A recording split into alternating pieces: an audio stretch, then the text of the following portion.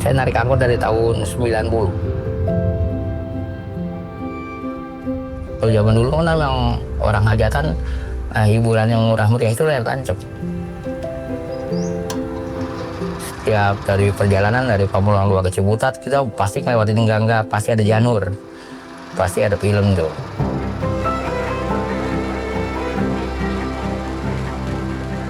Ya karena saya saking cintanya, saking hobinya sama film layar tancap, terus saya beli Playport 35 mili dan mengumpulkan koleksi judul filmnya. Nggak nyangka sama sekali, hampir 500 judul berbagai genre.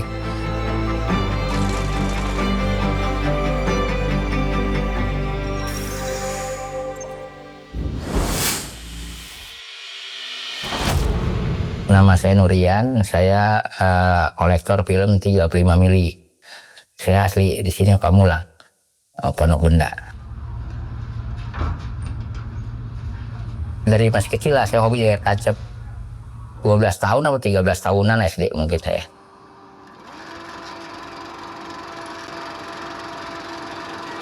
Kalau dulu memang hiburan lain tuh nggak ada selain layar tancap. Jadi dimanapun tetangga kampung ada yang hajatan, kita jauh-jauh hari udah tahu.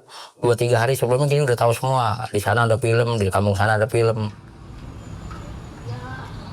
Terus misalkan ntar malam ada film tuh, saya dari sore 4-5 orang kita jalan kaki ngeliat layar tancap.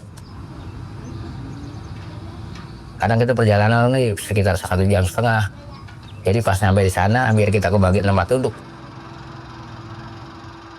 Kita berdesek-desekan mau nyelapin pala aja susah mau ngeliat layar tancap.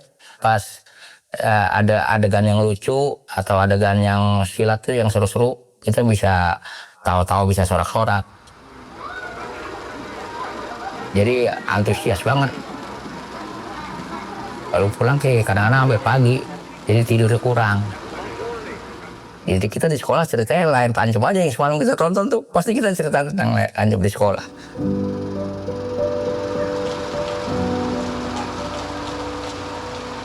Karena kita orang tua orang nggak punya, ya jadi kita lanjut sekolah itu kan nggak mungkin. Karena kan faktor biayanya. Jadi saya punya pikiran, daripada kita bebanin orang tua terus, akhirnya kita nyari duit sendiri lah. Keluar SMP saya isi mobil, kita jadi kenek, istilahnya dapat 2 tahun 3 tahun kita bisa jadi supir. Walaupun saya narik angkot gitu, tetap saya masih hobi layar tancap. Bawa angkot nonton layar tancap, bawa angkot nonton layar tancap gitu aja terus. Tiap narik angkot pasti ngelewatin Pangkalan Ojek. Kebetulan teman saya itu mediator antara film. Awal saya kenal orang-orang film tuh awal mulai dari dia. Jadi tahu si A punya alat, si B itu nyewa filmnya di sini. Jadi saya tahu dari dia. Akhirnya kan duit boleh narik angkot tuh kita kumpulin tuh, kita tabung. Kita pengen punya proyektor 16 mili, kita belilah. Kita udah kumpul, kita beli di 2003. Lalu kita habis narik angkot, nggak ada hiburan, ya jadi kita muter film 16 mili di dalam rumah. Apa kita belum pernah kenal? Film Biar Prima itu favorit saya. Mana mungkin mengamatkan tembakan sasaran gedongan. 2004 kita beli proyektor 35 mili. Waktu itu kebetulan teman saya bilang, ada proyektor film di daerah Pasar Minggu. Kebetulan dia beli bekas bioskop. Jadi saya samperin lah. Pas gitu cocok harganya, nego-nego, saya nggak bayar cash waktu itu. Ada sebagian lah belum saya lunasin. Jadi boleh dibawa pulang sama dia proyektornya, udah kita bawa pulang aja.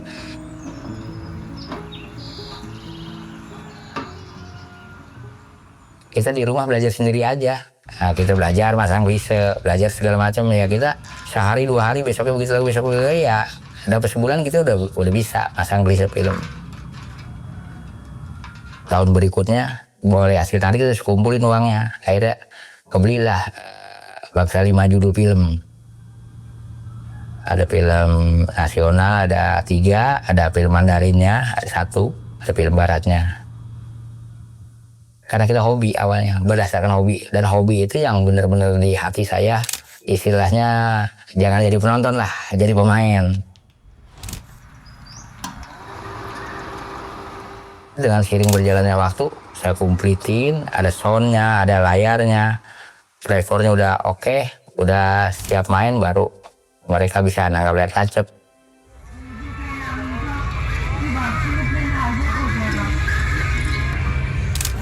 Di samping angkot kita ada pemasukan dari film juga. Misalkan sebulan 5 kali job saya kumpulin, dananya 5 kali ngejob udah ada berapa duit nih, kita beliin judul film lagi. Kurang lebih hampir 500 judul berbagai genre yang saya koleksi filmnya.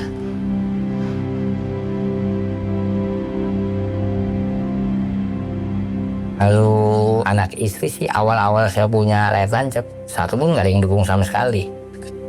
Karena angkot mah kita pergi pagi, sore udah bawa pulang uang. Walaupun beliau kurang support sama saya tetap pada pendirian saya harus punya bagaimana caranya, yang belum kebeli harus saya beli. Harus benar-benar sabar lah kita.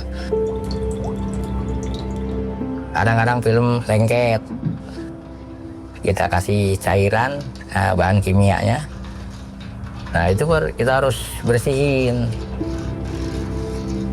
Kadang ada tuh film yang putus bekas dipakai penyewa. Nah itu kita bisa sambung lagi supaya memuaskan yang hajatan, ya mau nggak mau kerja keras seperti itu. Begitu sampai lokasi, sebelum main ya kita cek dulu, kita tes lah istilahnya. Yang saya takutkan itu pas layar udah dipasang nih, sore film tinggal main, angin kencang, hujan banyak, bambunya patah, layarnya robek. Kadang-kadang reflektornya itu takutnya mati, itu aja sih. Jadi kenapa Bang? Lagi ditukar sebelah ini, kabel alasnya. Aman. Ini ada hidup. Karena gue udah terbiasa, ya alhamdulillah sih aman. Nanti ada cerita dari teman ke teman, wah gue muter di sana tuh, waktu itu layar gue rubuh atau bambunya patah. Itulah suka dukanya di layar tancap. Di situ ada kenangannya.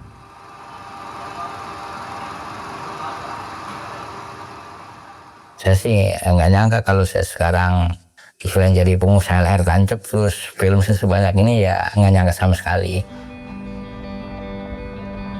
Kalau sekarang anak yang ketiga nih yang gontot, dia dari hasil film. Dari mulai makannya, ya sekolahnya, segala macam. Sampai sekarang lulus, alhamdulillah. Di tahun 2019, dari Kemendikbud, dia beringinan sekali mau restorasi film Kereta Api Terakhir. Kebetulan di Cinematek nggak ada materinya. Yang punya materi film itu saya. Jadi otomatis beliau kontak ke saya. Kita dapat undangan khusus dari Kemendikbud. Udah, kita nonton bareng film hasil boleh restorasi dari Bapak Nurian nih.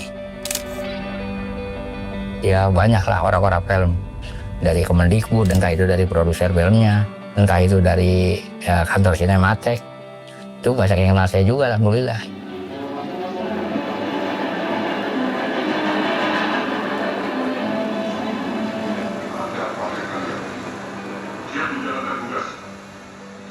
Harapan kepada masyarakat luas supaya film ini banyak digemari lagi, disukai lagi. Supaya anak-anak itu sekarang tahu, oh begini loh dulu orang tua gua nonton film jalan kaki dengan layar tancap, oh ini ya alatnya, oh ini filmnya ya. Biar tahu bahwa layar tancap itu nggak punah.